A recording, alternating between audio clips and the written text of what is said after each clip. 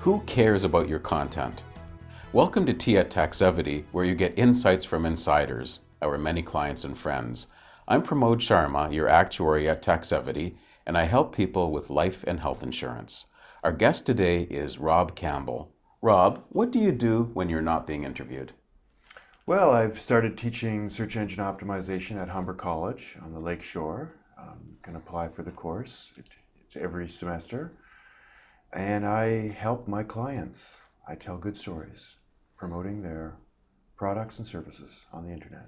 And we will definitely be talking about stories, and that relates to SEO. So can you please tell us how search engine optimization has changed in the last 5 years?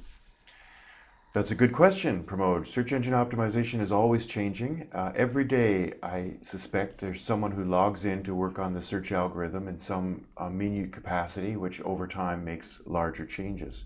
When we get the updates that say there's been a panda update or a penguin search update, generally speaking, that's out of date. The day the story breaks, the algorithm has probably changed several hundred times since the last one, and they've only taken it upon themselves to announce a change. But by and large, we can look at the overview of the industry, and we can say that social media in the last 5 years has risen to a, if not a dominant position in the algorithm, it is certainly challenging the dominant position. It's very important now to have a very active social profile, where in 2010 it was more or less optional. I remember going back some years that SEO experts would tell you to use certain keywords in your descriptions and tags and all of these sorts of things. It almost seemed like ways to trick Google. Are those types of techniques still used, and do they still work? Yes and no. So there's been a lot of changes with what we call on-page search engine optimization, tweaking the pages. But essentially you can think of that as the Dewey Decimal System in the library. How would the librarian ever know where the book was if the person who was filing the books didn't enter the information correctly? And so essentially a lot of the on-page SEO that we do, the meta description and the page titles, is really just indexing it properly. So for example, I'm working with a client right now who thought it was a good idea in 2008 when they made their website to constantly put their phone number in their meta description, which is effective for people who are searching for a local result, and I see the logic in it, but it doesn't really help the librarian find the book. Do you know what I mean? It doesn't really help. They're not doing themselves a service by constantly saying, get your stuff now, free delivery, here's the phone number. It doesn't help us understand what it is they're selling. So I'm rewriting it in that respect. I'm taking out their sales pitch and putting in what exactly are they selling and why should we buy it. Okay, and the reason for doing that is that Google is trying to find the best answers for people doing searches, and this would help them? I wouldn't say the best. It's trying to find the most relevant response. It's not going to check the quality, of the product, but yes, it's going to find the best, most relevant response, and it needs the most information it can on the page in those fields.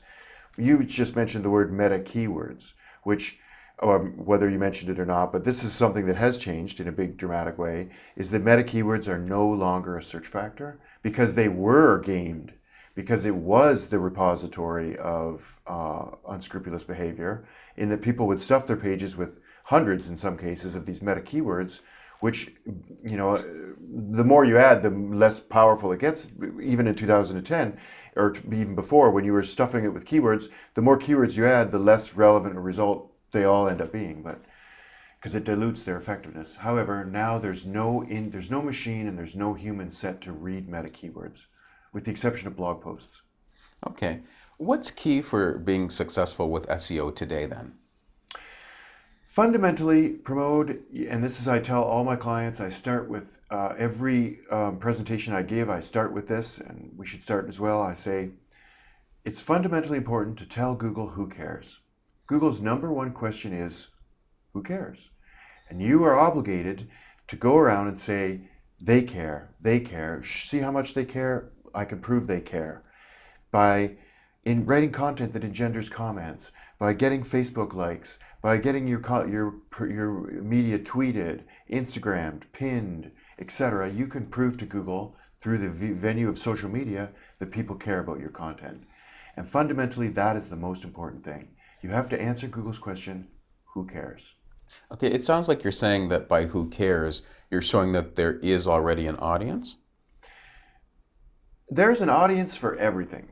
Okay. There's an audience for every web page. I really believe that. I know that some of the least effective offerings that you look at, they could be lacking original pictures, they could be lacking good copy, they could be lacking a lot of on-page elements, they could have very few incoming links, but there is someone somewhere who wants to see that content. Okay, let's look at a practical example. We're doing an interview right now. You care, I care. How Yeah. do we tell Google who cares? In this particular case, we would leverage the most exciting element, which is me. Oh, okay. I can So just put a bag on my head then. we would leverage the most exciting elements, and this is what I do when I look at stories. I say, because I know where I can get things published. So the hardest part from an SEO practitioner's perspective is not only do we have to find a good story, we have to find a place to tell that story. And it becomes a Rolodex of who you know. So you can look, and this is my favorite question to other SEO practitioners, is I say, how do you get your incoming links? Because they have to tell us, and the best answer to that is articles, blogs, and discussion forums, original content.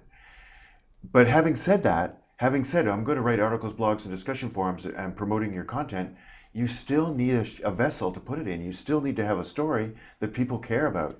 If I was working for this fig bar company, and actually, this is probably a very social product. So this is an example, an easy example. But how would I get people to care about this fig bar content? Right? How would I get people to care about this? I certainly wouldn't write about the fig bar, because that would be pretty boring stuff, and it also opens you up to liability.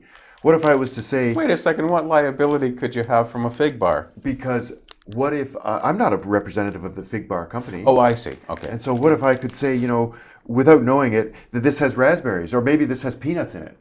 And the fig bar company could say, we certainly do not have peanuts in our product. There's a nut allergy issue that I wouldn't even be aware of. Right. So I would instead tell a story about a hunter who has to go duck hunting and doesn't find anything, gets lost, and this is all he has to eat. Or a high fashion model who lives on fig bars.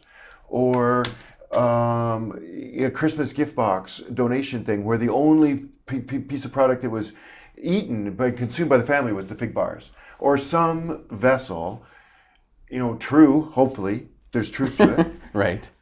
Which, where I can get published in some news media is by far the best. News media, if you can ever take a product and turn it into news, that's always going to have the largest audience. Followed by celebrity, the cult of celebrity. If I could get a picture of Julia Roberts eating a fig bar, I'm set.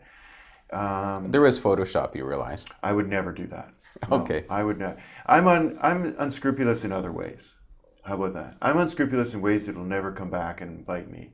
But I would never do Photoshop. That's far too obvious. Yeah, I know that you're an ethical person, and we've known each other for a few years, and I've come to realize that, and that's why you're here. Thank you. Because we're not after tricks, we're after real, genuine information. Well, tricks in search engine optimization, tricks will always come back and bite you in the butt. I think if you know you're taking a shortcut, it's just a matter of time before you can't do it anymore. You have to apologize. You have to take a position against it, And I'm thinking with some of the unscrupulous link building that used to happen with comment spam and link farms and building properties just for search engine optimization. And Google's algorithm by and large has made that obsolete just by determining where the true intention lies. SEO is a twofold endeavor. There's the on-page search engine optimization, which honestly any monkey can do. Getting your page titles right, getting your meta descriptions right, putting a proper header, working on your alt text so that it reflects the pictures and a proper description of what the pictures are, and making body copy that isn't keyword stuffed. It's not that hard. It's 5 elements: page title, meta description, header, alt text, and body copy. Anyone can do that. But making incoming links, which is at least the other half of the algorithm, if not more, making incoming links is the hardest part. Okay, can you give us a simple tip on how to get better with incoming links? Okay. Very often I go to my, I use a link checker called, and there's another free tool you can use, Backlink Watch. If you type into Google, check incoming links, it's the very first result. It's an old standby program. I also use Moz, Site Explorer, and Majestic SEO tools. and they're also free. I actually have an account with Moz. I send the screen grab to the client.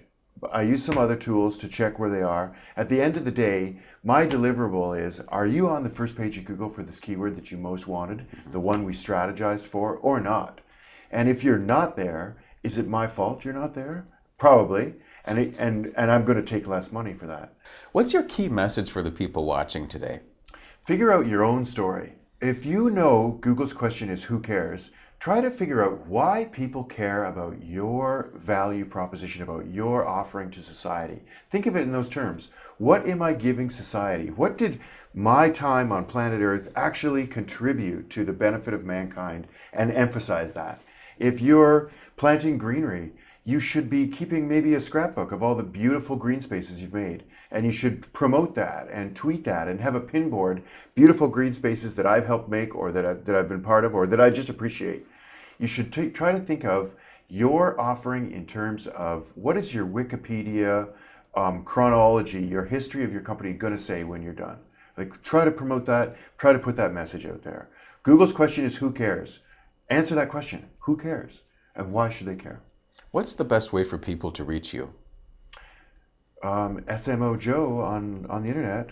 You can go to smojo.com. I'm rob at smojo.com. That's the best way, to email rob at smojo.com. Thanks very much for dropping by. Thank you for having me.